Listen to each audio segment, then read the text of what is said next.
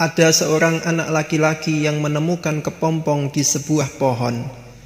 Diamatinya dengan seksama kepompong itu dari dekat. Ternyata ada lubang kecil di bagian tengahnya. Dan terlihat di dalamnya ada kupu-kupu yang sedang berjuang untuk keluar dari kepompong itu. Karena belum pernah melihat secara langsung proses berubahnya kepompong menjadi kupu-kupu, membuat anak laki-laki itu menjadi antusias. Ia duduk menunggu dan mengamati kepompong tersebut. Ketika ujungnya telah keluar sedikit, kupu-kupu itu nampak begitu kesulitan untuk keluar. Badannya terus menggeliat tanpa menunjukkan perubahan yang berarti. Ujung sayapnya telah terlihat, namun tidak juga bisa keluar sepenuhnya. Namun kupu-kupu itu terus berusaha. Ah, kasihan kupu-kupu ini. Mungkin dia terjepit dan tidak bisa keluar, pikir anak itu. Akhirnya ia menemukan ide dan segera berlari ke rumah untuk mengambil gunting.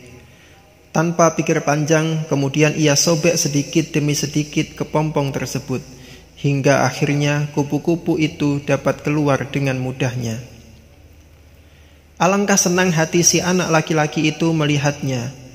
Namun apa yang terjadi? Si kupu-kupu memang bisa keluar dari kepompongnya, namun ia tidak dapat terbang, hanya bisa merayap ke sana kemari seperti kebingungan. Ternyata bagi kupu-kupu, pada saat dia mengerahkan seluruh tenaganya untuk keluar dari kepompong, ada suatu cairan di dalam tubuhnya yang akan mengalir ke seluruh badannya, yang akan membuat sayapnya mengembang sehingga ia dapat terbang.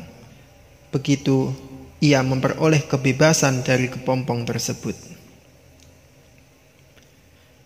Ternyata apa yang telah dilakukan oleh anak laki-laki tersebut malah membuat kupu-kupu tidak bisa terbang.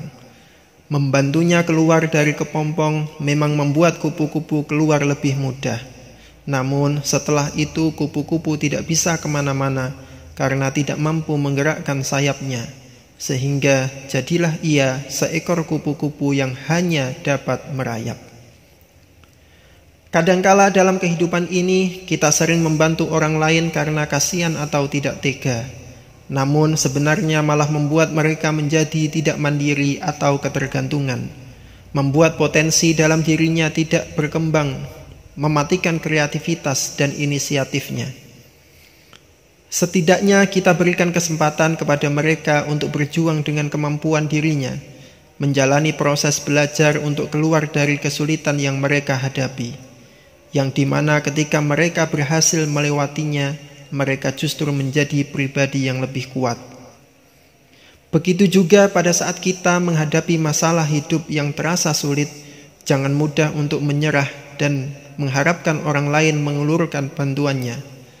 Berjuanglah dengan mengerahkan potensi yang kita miliki atau kembangkan skill kita, karena semua proses yang kita lewati itu akan membuat diri kita semakin kuat.